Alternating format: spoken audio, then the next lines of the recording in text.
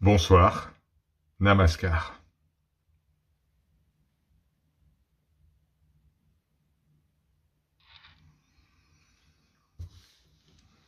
Sri Swami Sivananda, il n'y a pas de place au doute.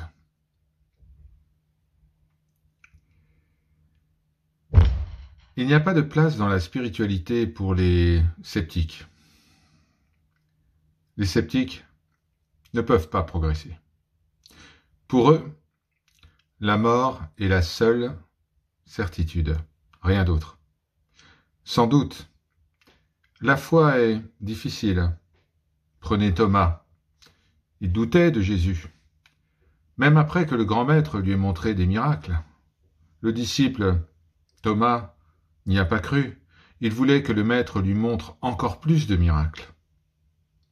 C'est la nature du doute. C'est l'astuce du mental. Tuez donc ce mental qui doute. Si vous voulez progresser, tuez ce mental. Il est facile de proclamer « Je ne suis pas ce corps, je ne suis pas ce mental, je suis le soi, immortel et immuable. » Mais si on vous demande de prononcer un mantra pendant quelques jours, vous ne le ferez pas. Et pourtant, vous vous plaignez de ne pas avoir progressé spirituellement. C'est devenu assez courant de nos jours de blâmer l'enseignant, le maître, pour le manque de progrès, le manque de résultats de la pratique. Vous savez, vous ne pouvez emmener le cheval qu'au bord de l'eau, mais vous ne pouvez pas le faire boire. Le maître ne peut qu'enseigner. C'est au disciple de pratiquer.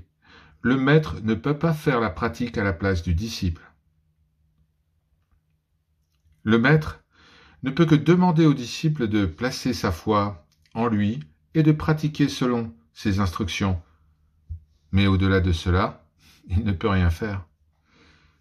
Le monde a été béni avec une lignée de maîtres divins qui ont foulé cette belle terre de leurs pas gracieux. Nous connaissons tous leurs enseignements. Grâce à ces enseignements, nous savons que l'écolier ne doit pas voler, qu'il doit dire la vérité. Nous savons que l'avocat ne doit pas appeler à la barre des faux témoins. Nous savons que le médecin ne doit pas tricher en faisant des injections qui ne sont que de l'eau. Et le mari, bien sûr, sait qu'il doit être fidèle à sa femme. Pourtant, combien d'entre vous pratiquent ce que vous savez déjà? Combien d'entre vous pratiquent toutes les bonnes choses que vous connaissez déjà? Et combien d'entre vous renoncent à toutes ces actions que vous connaissez? Très peu. Si seulement un homme commence à pratiquer tout ce qu'il sait être bon et abandonne tout ce qui est mauvais, alors le Seigneur lui enverra davantage de support et de conseils, et un jour, un enseignant sous forme physique. Le Seigneur se manifestera sous la forme de cet enseignant. Alors débarrassez-vous de l'hypocrisie, soyez sincères. Si vous voulez tourner une nouvelle page dans la vie et progresser dans la vie spirituelle, personne ne peut vous arrêter. Mais si vous n'êtes pas sincère, si vous êtes simplement curieux, si vous ne pensez pas ce que vous dites et si vous ne pratiquez pas ce que vous professez, alors Dieu lui-même ne peut pas vous aider. La solution repose fondamentalement en vous-même. Le gourou, le maître, est comme une torche, une simple torche. Il montre la lumière sur votre chemin, mais vous devez vous-même marcher sur ce chemin. Le gourou ne peut pas placer ses pas à la place des vôtres. Je réitère ce point, afin qu'il puisse entrer profondément dans votre cœur. Les curieux viennent souvent me voir pour des entretiens privés.